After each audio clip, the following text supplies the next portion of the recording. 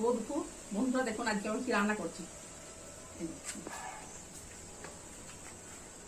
ঢেঁড়সের ঝাল করেছি আর সয়াবিন দিয়ে আলু দিয়ে তরকারি করেছি, পেঁয়াজ রসুন দিয়ে।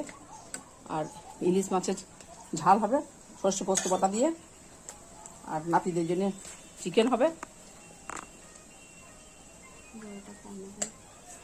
বড়টা পৈতে হয়েছে, ও খায় না। ছোট নাতি খাবে চিকেন, ওর মা বাবা খাবে। কালো জিরে ফোড়ন দিলাম আর সর্ষে পোস্ত বাটা কাঁচা লঙ্কা চেরা দিয়ে ইলিশ মাছের ঝাল করবো। ইলিশ মাছের তেল ভেজে রেখে দিয়েছি, সামনে ভাতে খাওয়া হবে। আর এগুলো দিয়ে মাছের ঝাল হবে।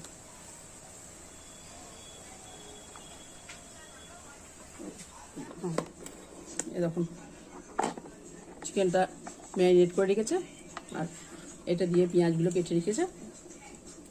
এটা দিয়ে চিকেন রান্না হবে, মশলা করা আছে, এটা ম্যারিনেট করা আছে।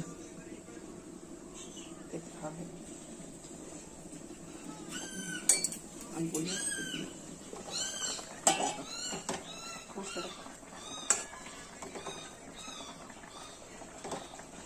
আমাদের আজকে এই রান্না হয়েছে, কেমন লাগবে দেখতে বলবেন।